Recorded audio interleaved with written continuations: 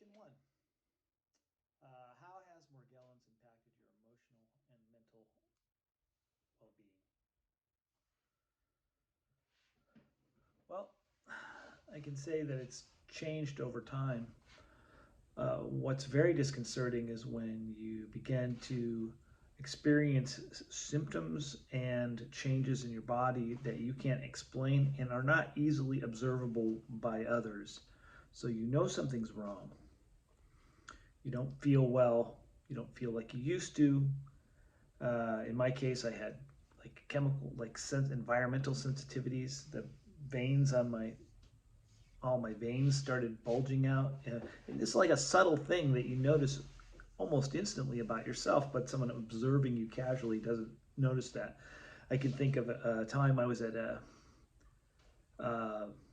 Thanksgiving dinner, which was very difficult for me because people had perfume on, used detergents that bothered me. This was once my sinus became really full of this wet stuff.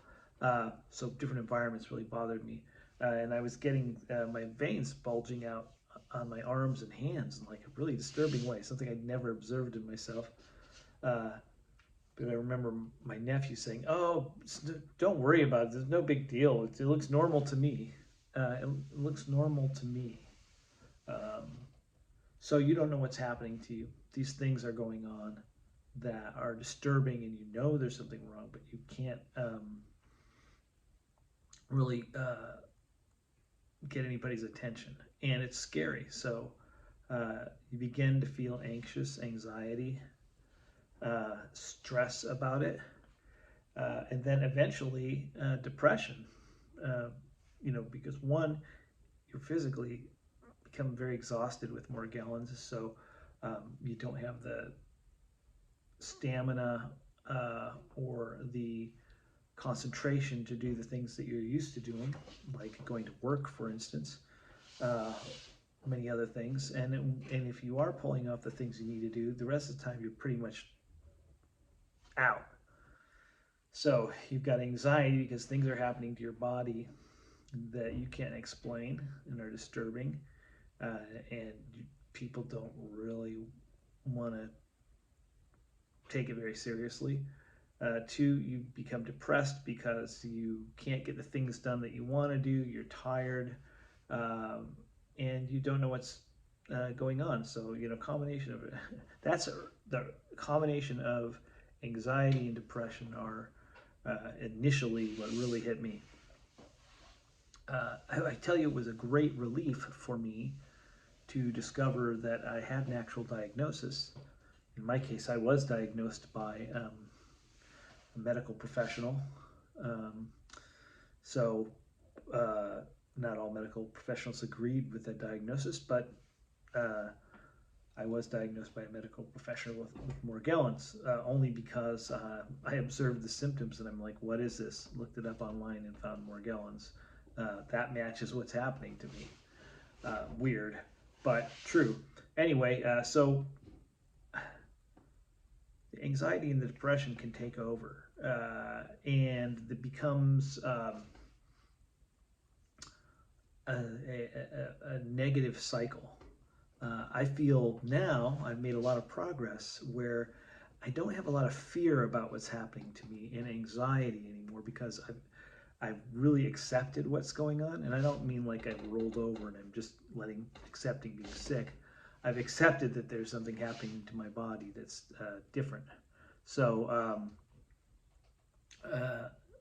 no, it's no longer something that causes so much anxiety and fear for me.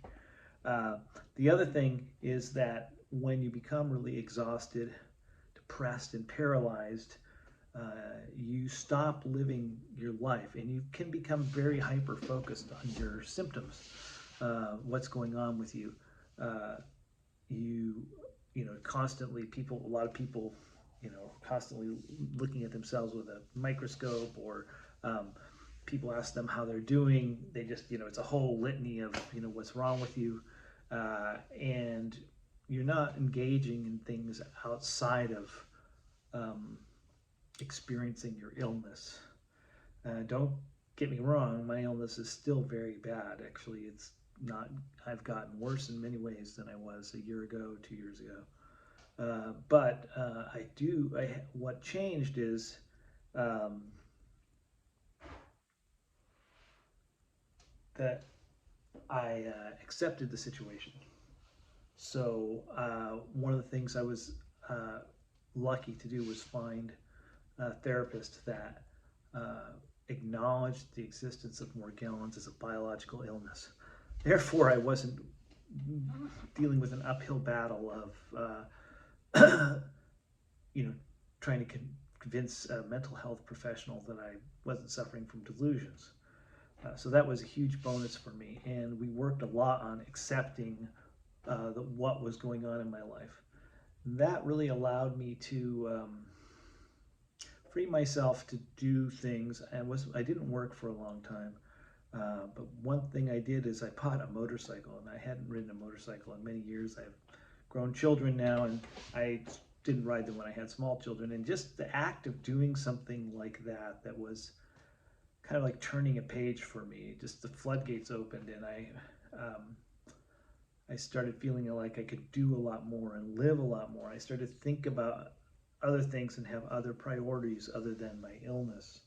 Kind of what dawned on me is, for me, I think of it as living with a disability rather than being a sick person. So obviously I'm ill, but Morgellons has made me a disabled person. And, sometimes we see people with disabilities that do amazing things. I always think of Stephen Hawking as an example. He did just focus on his illness, he focused on black holes. And so I figured,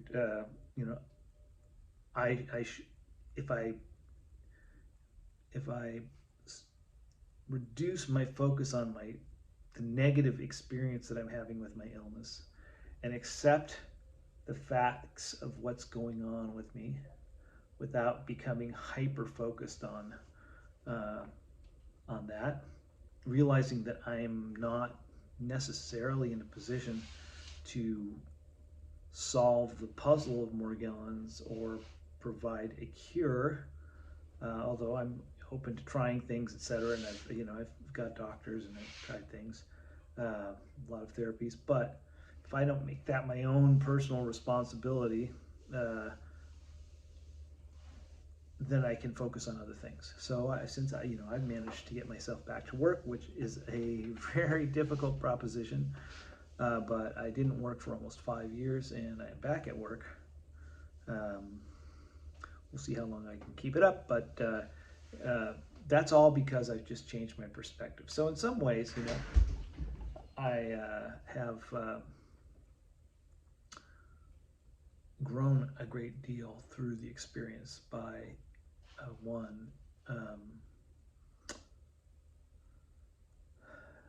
having bad things happen to you can allow you to be more empathetic towards other people that have bad things happen to them, other people with Morgellons and other people with disabilities and other people with other diseases and all kinds of things. I'm way more empathetic than I used to be. It's too bad that we as human beings seem to have very similar experiences to other people before we can accept them and the issues that they're having at face value. But it seems like that's happened to some degree to me, so that's been a good thing. I still have, worries about, how I'm going to long term make sure my family is taken care of, and that, we still have a roof over our head, and that we can eat and everybody's doing well. I feel it's still a stress for me, but I'm doing something about that. I've gone back to work, and for as long as I can, I will do that. So I'm still exhausted a lot. a lot of times I just can't do the things that I'm committed to do, even that I have to do for work and everything else. But I'm not paralyzed by depression about it. I'm not overwhelmed by anxiety about it. Um,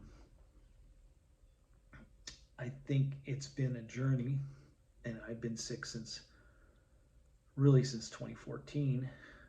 So that's um, 7 years. I was probably sick before that, but really things got bad then. And I'd say it's in the last year that or two, that I've really made some progress. For me, I mean, like the COVID-19 lockdowns were easy because I'd been in isolation for years already. So it was almost like the rest of the world was coming to where I was in a sense. Um, so how has Morgellons affected my emotional and mental well-being? One, it created a lot of anxiety and depression and stress. Two, it forced me to open myself up to be more empathetic about the plight of others after having so much misunderstanding and pain around my own condition. And three, it allowed me to grow somewhat personally. I think being open to therapy, working with a mental health professional on therapy was a big help for me. I feel I have a long way to go still. I'd say my spiritual life is not as healthy as it once was. I don't have the focus that I once had on, for instance, being able to spend time in meditation and things like that. It's very difficult for me to focus on that sort of stuff. I don't read as many books as I used to because I don't have the mental acuity, I guess. But I see a lot of people out there who are stuck where I was in terms of anxiety, fear, depression, and without getting better, without having to get better, it is possible to make progress and overcome those things. And I think that's probably really important for us to get well. At any rate, it's going to be difficult to get well or find the right kind of constructive help when we're anxiety ridden and depressed. One thing is, I know a lot of people turn to anti-anxiety medications and antidepressants, and there were a couple of times where I had a few doctors prescribe me anti-anxiety medications. I took it a couple of times and it did take the edge off. However, I learned a little bit about the knock-on effects and dangers, particularly of the anti-anxiety medications, and I decided that wasn't the route I wanted to go. Although there were a few times when Xanax saved my butt, but it was not like a regular thing. As a matter of fact, one time I was totally freaking out, and my friend drove 40 miles to bring me a Xanax. And it did help, but I don't think it's necessary. I think if you can accept what's going on, don't be in denial or fight the fact that you have this kind of illness. Don't become obsessed with only living and thinking about your illness, and to realize that even though you're exhausted and not a well person, you can still engage in life to some degree. You have to be very intentional about it and work on that. Don't be afraid to reach out to the right kind of mental health professional who is not going to start with you being delusional. And